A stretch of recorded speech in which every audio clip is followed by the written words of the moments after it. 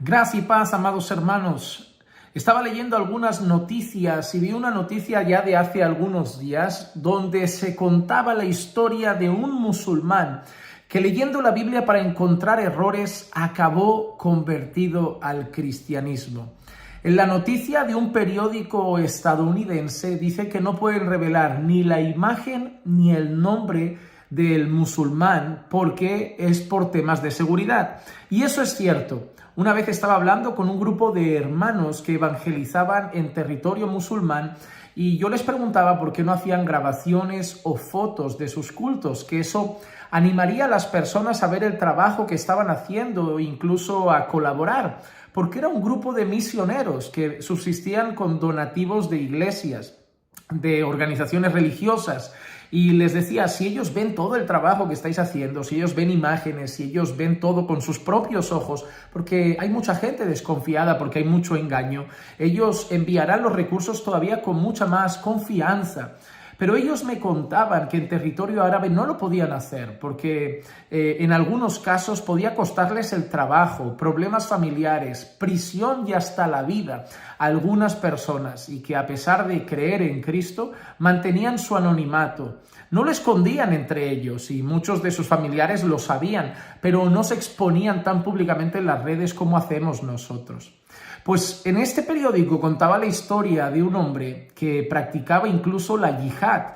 Su mujer, que también era musulmana, decía que con esa parte de su vida no estaba del todo de acuerdo.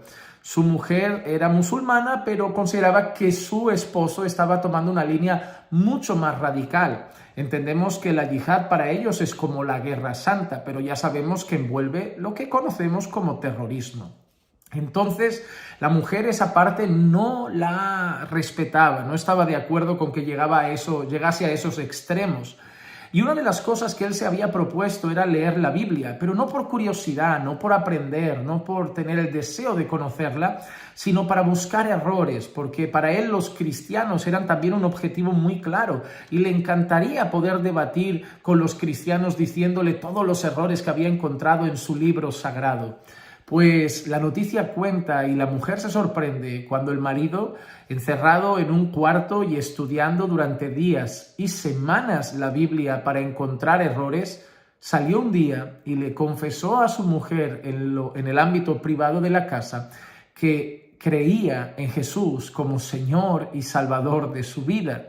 Eso sorprendió mucho a la mujer y finalmente los dos terminaron convertidos al cristianismo y ahora están con un grupo reducido de creyentes de origen árabe en un país en concreto y por seguridad, como he dicho, no podían mostrar sus nombres, sus imágenes, pero esto me llevó a ver algo.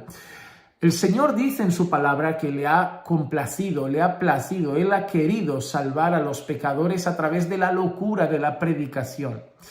Sí que es verdad que a través de la predicación, ya sea en el púlpito el día de culto o en la calle a viva voz o predicando a alguien cara a cara en un tú a tú, en una conversación, es como más solemos ver usualmente al Señor rescatando a los pecadores, ¿no? Vemos conversiones en conferencias, en campañas evangelísticas, en eventos, en la predicación de domingo, en conversaciones de calle, en predicación a viva voz en la calle, pero en ocasiones, en estos años en el ministerio pastoral, escuchando a muchos hablando de sus testimonios de conversión, a veces te encuentras testimonios de conversión un tanto diferentes, ¿no? Un tanto distintos. Muchos, cuando pasan estas cosas, ponen en duda la conversión, porque para ellos no ha sido bajo el patrón normal de predicación, escucha la predicación y se convierte a Cristo por una obra del Espíritu Santo. Sin embargo, cuando ese hombre estaba leyendo la Biblia, el que obró también fue el Espíritu Santo. Y debemos entender que cuando nosotros predicamos, exponemos la Biblia. Y ese hombre, cuando leyó la Biblia, se expuso directamente a la palabra del Señor. Es más, amados hermanos, les voy a decir algo. Yo creo que la Biblia es perfecta y cuando nosotros predicamos, a veces entorpecemos todo. Porque a veces nosotros en nuestra exposición, en nuestra explicación, resultamos más torpes que acertados. Por eso la salvación descansa en la soberanía del Señor, en un obrar del Espíritu Santo. Y a pesar de que Dios sí establece unos patrones, como es la predicación de la palabra, Dios en su soberanía, y no es la primera vez que lo hace, ha podido alcanzar a algunos de una manera sorprendente, distinta. Pero no podemos poner en duda el obrar de Dios. Lo que debemos celebrar es que pecadores siguen viniendo al arrepentimiento.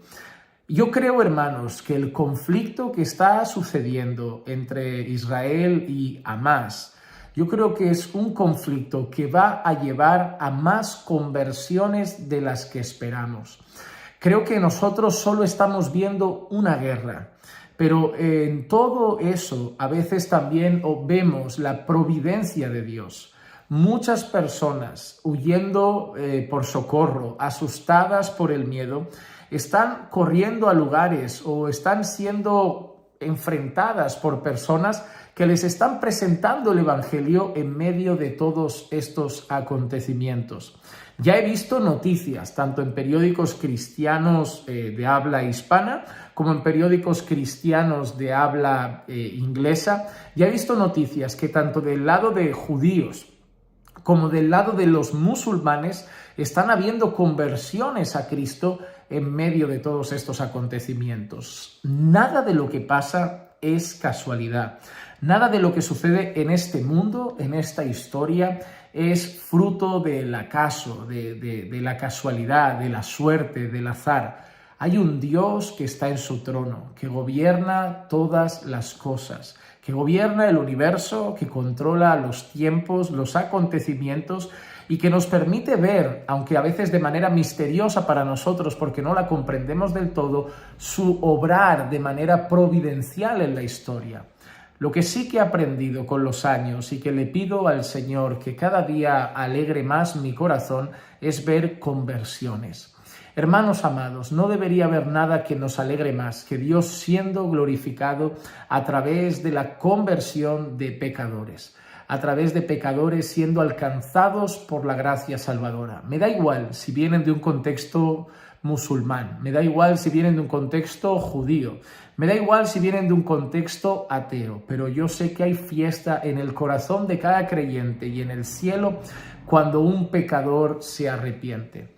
La Iglesia debe celebrar la conversión de quien sea, aunque sean los más viles pecadores, pues recordemos que entre esos viles pecadores también estábamos nosotros. Nosotros no éramos precisamente buenos y por eso el Señor nos escogió. Lo vil y menospreciable de este mundo, el Señor lo escogió y ahora lo llama hijo.